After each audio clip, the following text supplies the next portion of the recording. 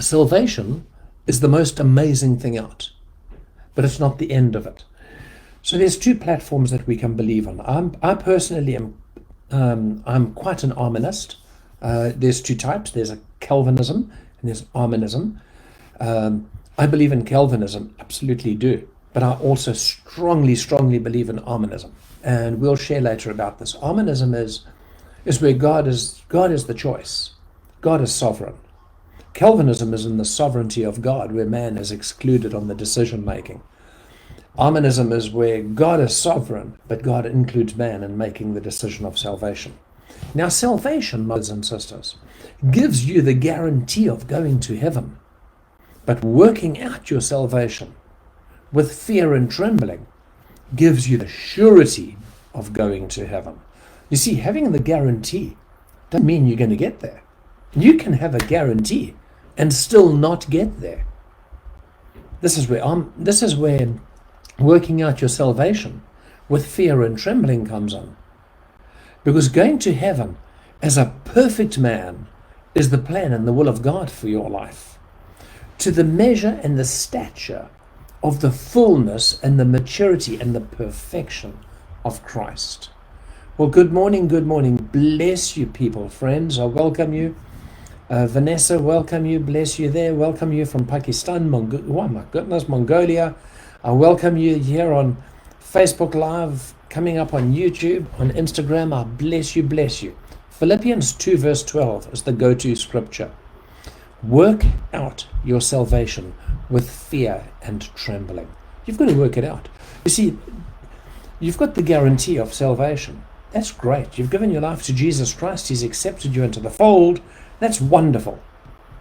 Now comes the unraveling of those garments of Lazarus around you and the removing of all that stuff. And this is where you work out your salvation. We all come into the unity of faith and of the knowledge of the Son of God, Ephesians 4:13, to become a perfect man. You see, you were created in his image and likeness. And what sin has done, sin marred mankind. And sin progressively over millennia, sin has just brought us into a frame set, into a mind, into a thinking, and a pattern of this world. Now those patterns need to be broken. That mindset needs to be renewed. We need the mind of Christ. We need a new pattern. We need a kingdom mindset. Let's have a look at some commitments quickly to personal growth towards perfection. The first one I've got on my list here is seek the face of God. Desire to know God. You know, it's one thing believing, but it's a different thing seeking. I meet many people, we sit around a table, even at church, we sit around a coffee table, or you meet people in the street and they say, I'm a believer. Well, so is the devil a believer.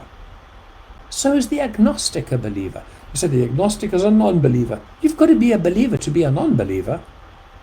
Correct, that's right. You can't believe in nothing. You have to believe in something. My precious brothers and sisters, hear me on this. I'm talking about from salvation to perfection. God wants to take you past salvation into perfection, to the place where he created you as a perfect man or woman. That's where God wants to take you. And the way that you do it is you don't get stuck on salvation and leave it there. I know that good old song, leave it there, leave it there. Take your problems and your burdens to the Lord and leave it there. Well, amen. That's spot on correct. But you can't just leave it there. Now we've got to rise up, take up our cross daily. Philippians 2:12, daily work out our salvation with fear and trembling. Point number 2, seek the glory of God. So the first one I said was seek the face of God. Desire to know God. Seek the glory of God. Desire to experience the power and the anointing of God. And then pray privately and join in corporate prayer. Read your Bible and memorize scripture. Fast often and position yourself to receive more from God. Do justly as you impact the 7 spheres of society. My brothers and sisters, live for justice, live for righteousness, and impact the marketplace with the word of the Lord and the lifestyle that you have. Live holy in loving God that overflows from loving people. That's what it is. Let your love towards people be the shadow of your love for God.